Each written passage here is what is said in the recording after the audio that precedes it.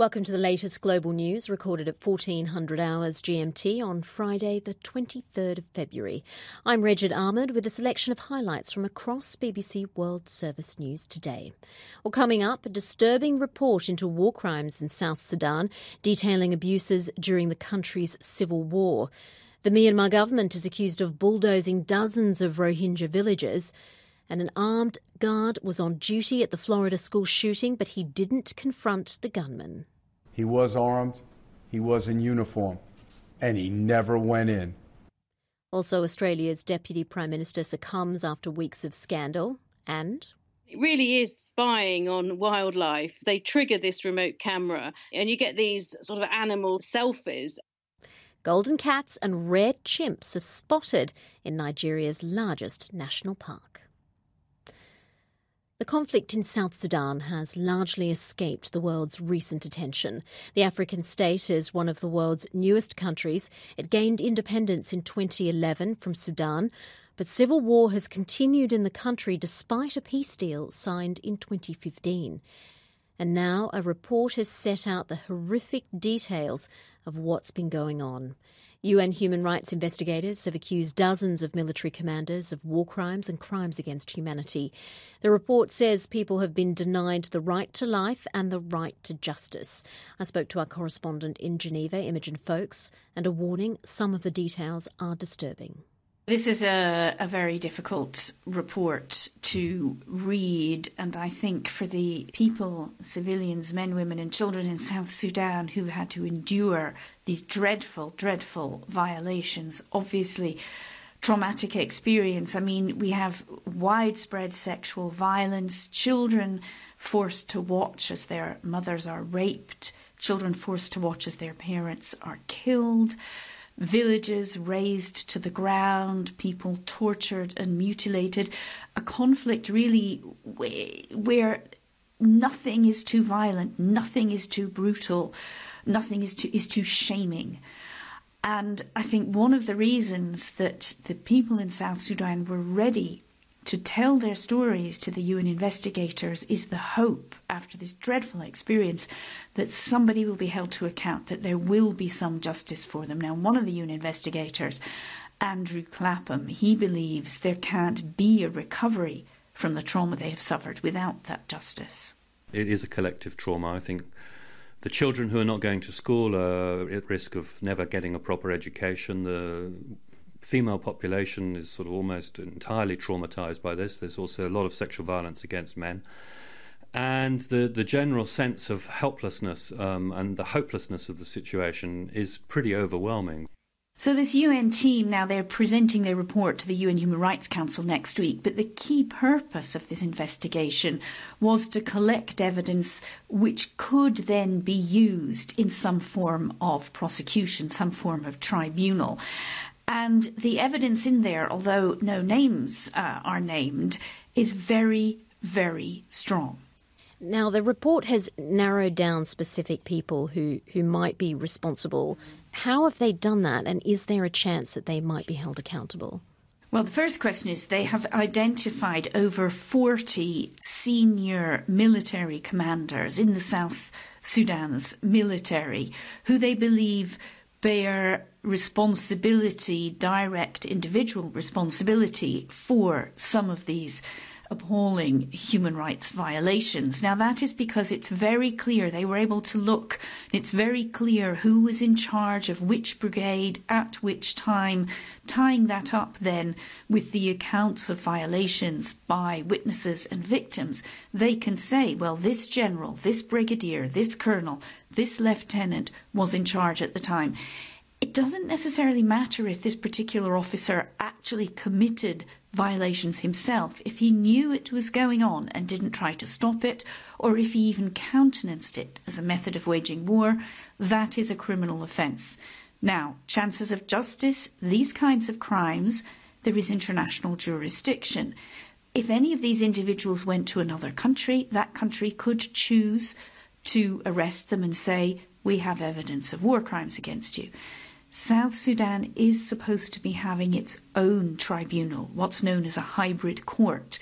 Now, the evidence the UN has collected is aimed at that hybrid court. Unfortunately, The court is not in existence yet. It needs to be approved by South Sudan's parliament, and that process seems to be going very slowly, suspiciously slowly, some human rights groups would say. Imogen Folks. The campaign group Human Rights Watch says the government in Myanmar is now bulldozing dozens of Rohingya villages that were previously burnt down. Satellite images appear to show that everything in the affected areas, even trees, have been razed to the ground. Our South Asia editor Anbarasan Etirajan, who was in Myanmar recently, has more. The Human Rights Watch group now says that they have compared various images taken by satellites about the villages in Rohingya areas of Myanmar in the Rakhine state, and now they say some of the villages have been flattened. Probably the Myanmar authorities could have used bulldozers to flatten these villages, and they were not damaged by fire. Hundreds of villages were damaged during the violence against the Rohingya Muslims. It started after a group of Rohingya militants attacked Myanmar military posts in last August. Since then, hundreds of thousands of people have fled to neighboring Bangladesh. Now, why Human Rights Watch is pointing out this is because they say this is a key evidence in terms of any future investigation by the UN or by any other international agencies to see what actually happened in those areas. There have been accusations of ethnic cleansing, some deliberate target of civilians by Myanmar military, which denies these accusations.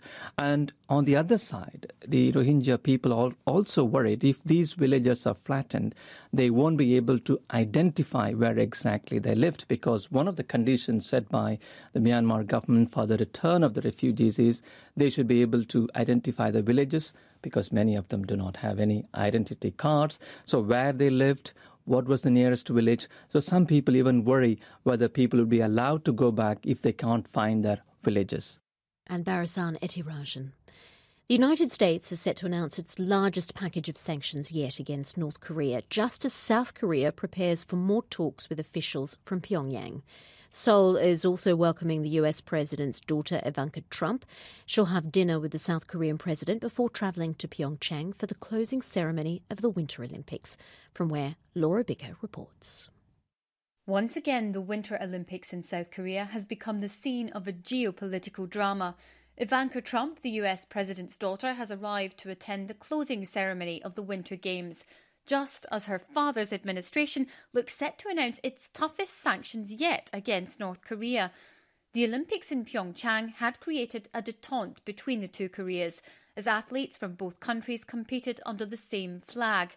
Kim Jong-un had also invited the South Korean President Moon Jae-in to visit Pyongyang. There's the prospect that Ivanka Trump could come face-to-face with one of the highest-ranking generals in North Korea during her visit. Kim Yong-chol is the former head of the Reconnaissance Bureau, which is accused of masterminding several deadly attacks against South Koreans. He'll arrive on Sunday. Currently, there are no official plans for the two to meet. Laura Bicker reporting from South Korea. Now, you've probably heard the advice that we should slow down our eating to help prevent obesity and perhaps replace some of our tea or coffee intake with fruit infusions or lemon in hot water to help ensure a good night's sleep. Well, apparently that might not be such good news for your teeth. That's according to a study from King's College London reviewed in the British Dental Journal. Justin Webb spoke to Dr. Saoirse O'Toole, the author of the study.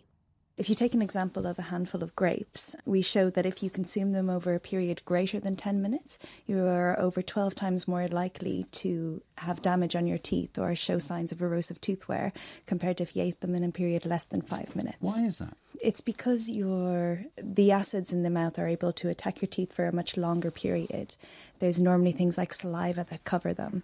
And there is a certain amount of inherent resistance within the enamel. But if you're constantly attacking your teeth and not allowing the mouth to recover, you're going to get a lot more damage on your teeth if you're doing these behaviours over the long term. Right. So if you have a sugary thing, I mean, you think of, we already know, don't we? There are certain foods obviously bad for your teeth, and very sugary things and sugary drinks, etc. But you're saying you can you can minimise that damage if you do it quickly, whatever it is. So if it's a drink, you drink it quickly and it's gone. Yeah, so our research showed that from an acid point of view, obviously sugar is different from fillings, but from an acid point of view, drinking it quickly will cause less damage to your teeth. And then also the things that you think may be healthy, if you're doing them every day, might also be damaging your teeth, such as a slice of lemon in your water, sipping on a fruit tea. Lemon and ginger tea is very acidic. And all of these things are probably leading to the increase that we're seeing. Oh, so all these, these berry-flavoured teas that a lot of people have hanging around in the drawer. I'm not sure they always drink them, but they've got them hanging around, and some people do. And they're actually potentially quite damaging. They can have a pH as low as a cola drink or juice. Really? So that's the level of acidity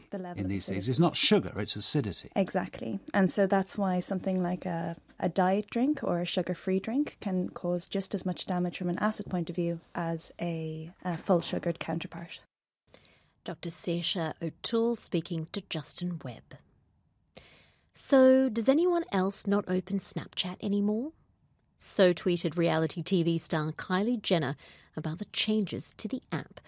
Though 10 minutes later she tweeted to her 24.5 million followers that she still loved Snapchat. Nevertheless, the damage was already done. $1.3 billion was wiped off Snap's stock market value. Our technology correspondent is Rory Ketland-Jones. Here's the interesting thing about Snapchat. It is the first social media success, really, that almost deliberately has tried to limit its demographic. It is very, very focused on teenagers and under 30-year-olds. And although they talk about growing the audience, I don't think that's really happening. The question is, can a platform with that quite focused, limited demographic really end up being huge? And the difficulty, why it's so volatile, the share price, is that when it floated last year, it was valued as if one day it might be a rival to Facebook.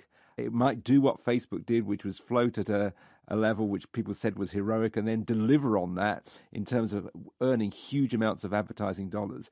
So it's very much a bet on the future, and every time there's some tiny atom of doubt about that future, the share price gyrates wildly. And that's what you saw happening with what Kylie Jenner did.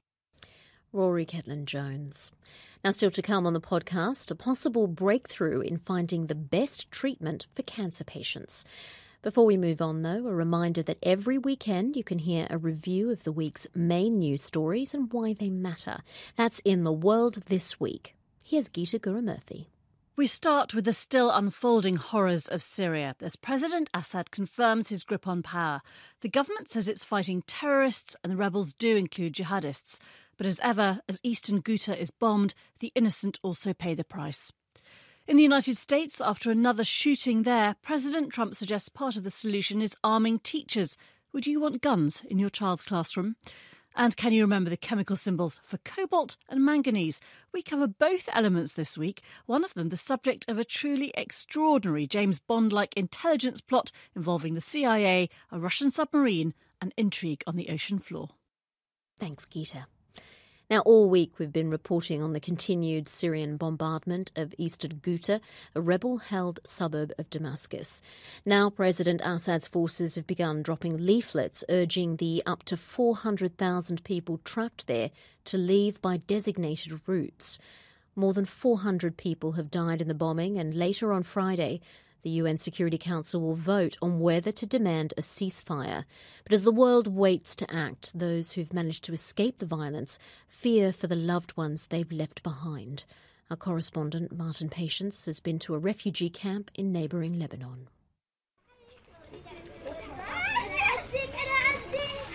Whilst there's relative security here, in eastern Ghouta, the bombardment is continuing. So every day, people wake up here and they want to know if their mother, their father, their brother or sister, or even children are still alive. One of those is Khalil, who's here with his wife and newborn baby. I spoke to my cousin 3 days ago. It was terrible. He told me that they were just waiting to die. He asked me to forgive him if I never heard back from him. His little boy was killed. He was just 3.5. I haven't heard from him since. It plays me the last message he got from his cousin. They're destroying Ghouta, he says. Please pray for us.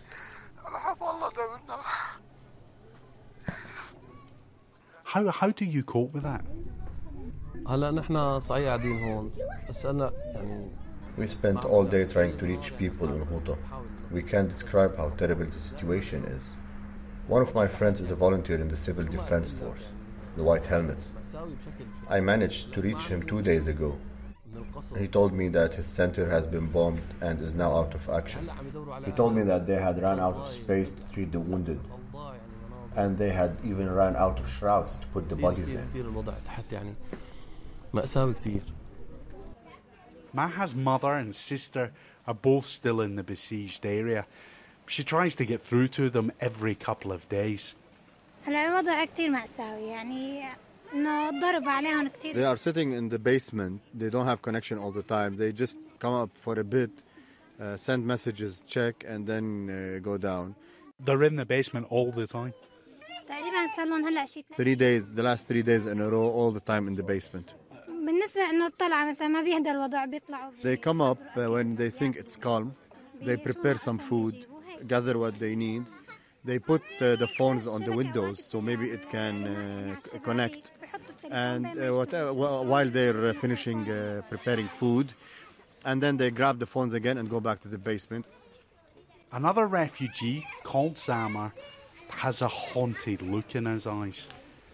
He tells me he's lost all contact with his mother and his brothers and sisters.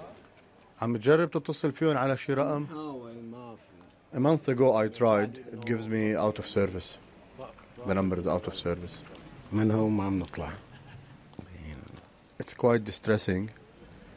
What can I say? What can I say? May God help us. That report by Martin Patience. Another story that we've reported on a lot in the past week is the high school shooting in Florida. When the gunman, Nicholas Cruz, started firing, an armed deputy stationed there rushed to the building in 90 seconds. But Broward County Sheriff Scott Israel has now revealed that Scott Peterson then waited outside for 4 minutes as 17 students and staff were killed. Scott Peterson was absolutely on campus through this entire event. He was armed, he was in uniform. But what I saw was a deputy arrive at the west side of Building 12, take up a position, and he never went in. Deputy Peterson was suspended and has now resigned. Charlotte Gallagher told me more. Well, I have to say we haven't heard anything from Scott Peterson so far. Reporters have gone to his home in Florida and they've not seen him, but there are a number of police cars lined outside and officers standing guard outside his home. As you would expect, Scott Peterson has been attacked online. He's been called a coward and a criminal, and people have been comparing him to the football coach at the high school who was unarmed. When he heard what was happening, he raced to the scene and he actually died, shielding a pupil from gunfire. Others have been more sympathetic, though, and are saying, you know, what would you do in that situation? The actor Damian Lewis, who I think a lot of people will know from Homeland, said he could only imagine that Peterson experienced man-breaking fear. Now, there are also questions as to whether Scott Peterson knew the risk of Nicholas Cruz and whether he'd been informed that he could pose a risk and bring a weapon into school. There are several reports in Florida now saying that he was aware of that. So those will be questions that he will have to answer. The problem is that this man is exactly what President Trump has offered as a solution, an armed official essentially to protect school children, but it didn't work. So what does this mean for the debate then around that particular solution? Very, very interesting, isn't it? Just hours after President Trump made that statement, this news emerges. I mean, we don't exactly know what happens, but this was a highly experienced, trained officer who, for whatever reason, couldn't or wouldn't go and tackle a rampaging gunman around a school. So some people are asking, why should a teacher have that responsibility as well as their day job?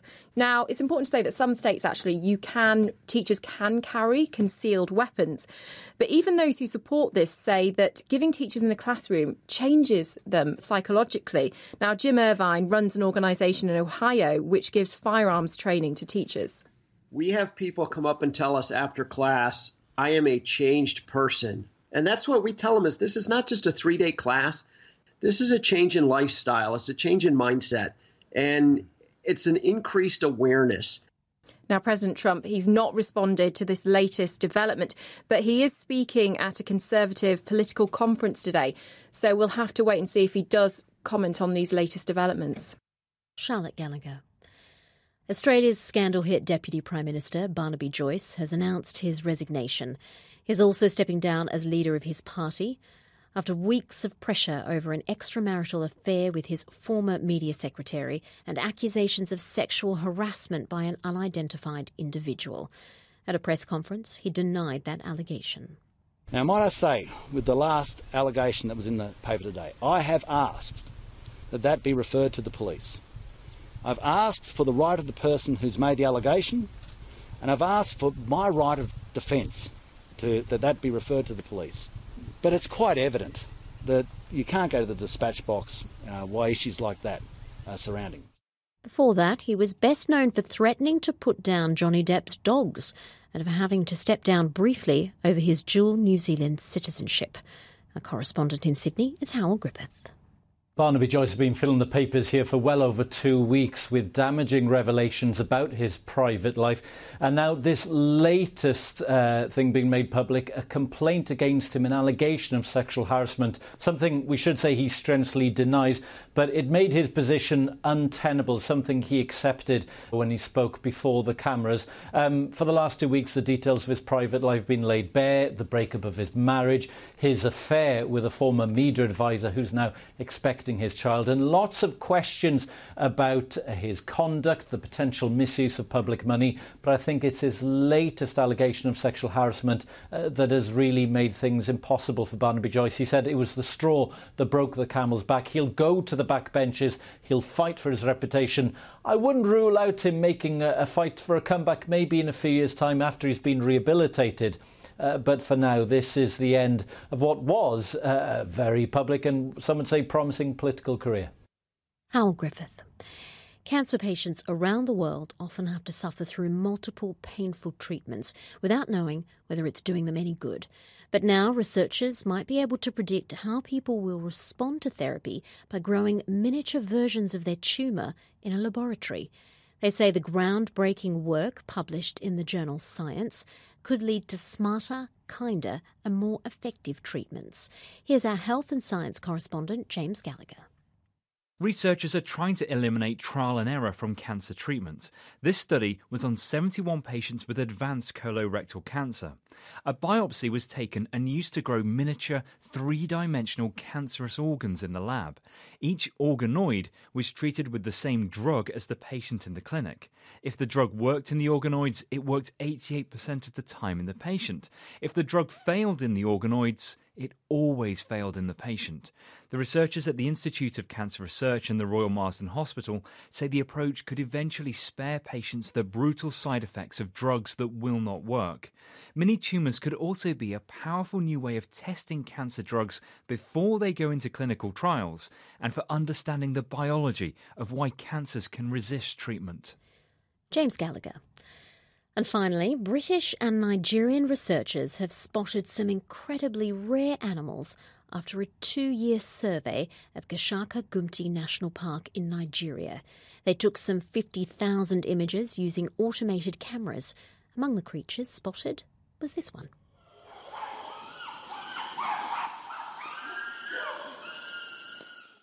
That's the Nigeria-Cameroon chimp. And our science reporter Helen Briggs told Oliver Conway more about it. It's the rarest subspecies of chimp.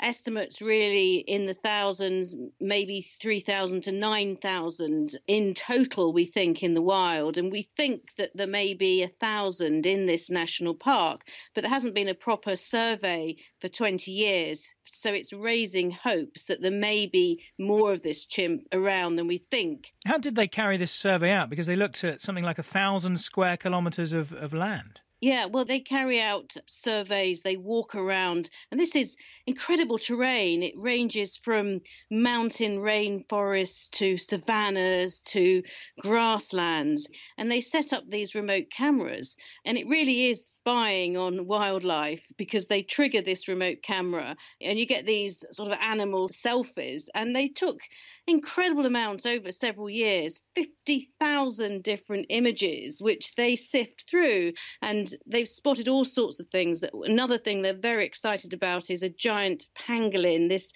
scaly mammal, scaly anteater it's sometimes called, and 6 species in the world. And they didn't think that giant pangolins were in Nigeria, but there it was on film. And other things as well. They found the first photographic evidence of leopards in the park, and they thought leopards were there, and now they've got it on camera. And again, this is thought to be a very significant population of leopards. And then something called the golden cat, which is found only in the forests around the equator, a very elusive animal that has been seen sauntering past a camera, as well as a genet cat, another type of cat. And what do they hope to do with all this research? They're trying to highlight the importance of the wildlife in this national park and the importance of protecting it. These animals are officially protected, but obviously it takes a lot of resources to monitor these animals and to patrol the parks.